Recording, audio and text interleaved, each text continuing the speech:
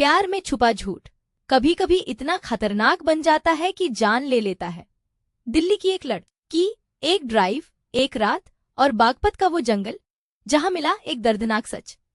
ये कहानी है प्यार, धोखे और एक खौफनाक राज की।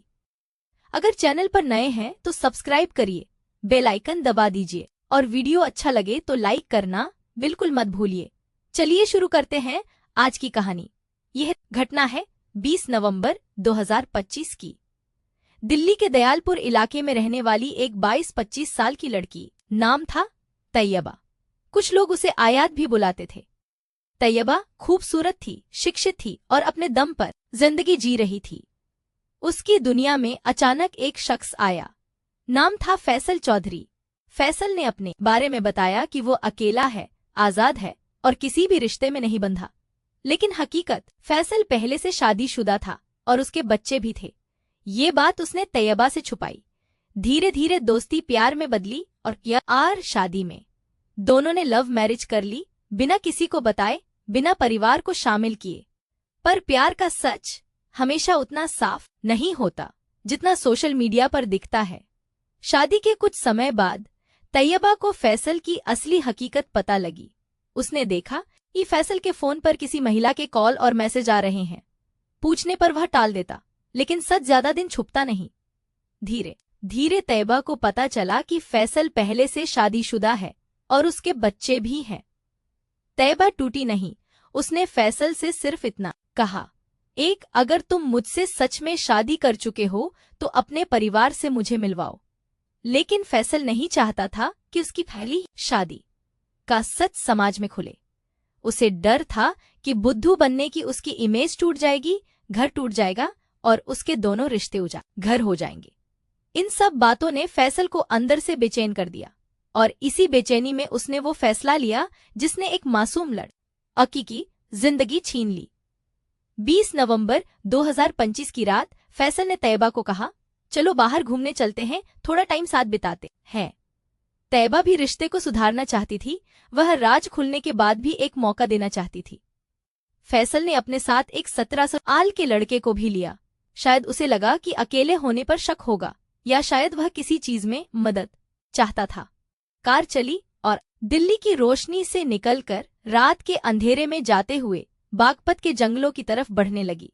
तैयबा को अंदाजा नहीं था कि उसका पति उसी कार में उसकी मौत लेकर बैठा है। रात गहरी थी, जंगल का इलाका सुनसान। कार एक जगह धीमी हुई। फैसल ने रियर व्यू मिरर में देखा, सड़क खाली थी।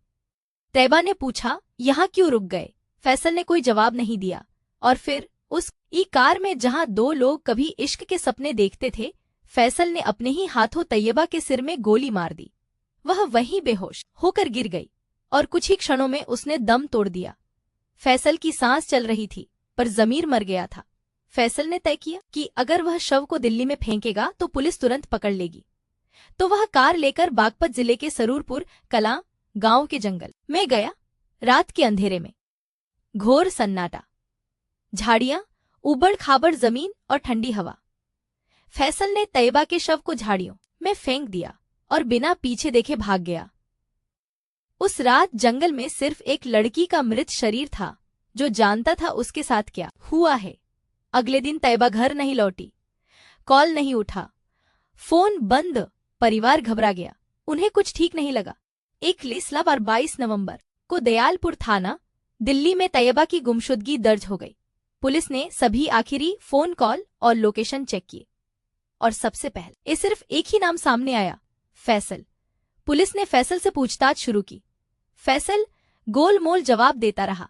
जब दबाव बढ़ा तब उसने सोचा कि जेल से बचने के लिए अग्रिम जमानत ले लेता हूं। उसने कोर्ट में जमानत की अर्जी दी। सुनवाई 26 नवंबर को होनी थी, लेकिन पुलिस उसके पीछे लगी हुई थी और फैसल को पता नहीं था कि उसकी चालें खत्म हो चुकी हैं।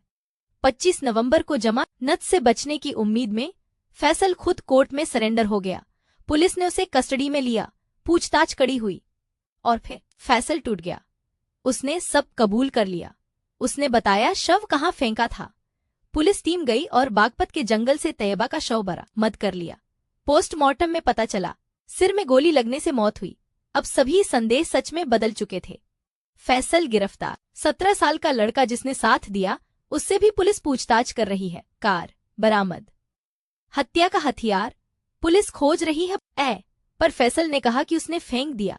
तैयबा के परिवार का सिर्फ एक बयान आया, हमारी बेटी का किसी से कोई झगड़ा नहीं था। वह ईमानदार, नेक और सच्ची लड़की थी। हमें इंसाफ चाहिए। यह कहानी सिर्फ अपराध नहीं, एक चेतावनी है। कभी कभी हम प्यार में किसी की बातों पर एतबार कर लेते हैं, पर विश्वास का यह खेल जानलेवा भी साबित हो सकता है। इस कहानी को सुनाने का मकसद किसी की भावनाओं को ठेस पहुंचाना नहीं है, बल्कि लोगों को जागरूक करना है। सावधान रहें, सुरक्षित रहें। धन्यवाद।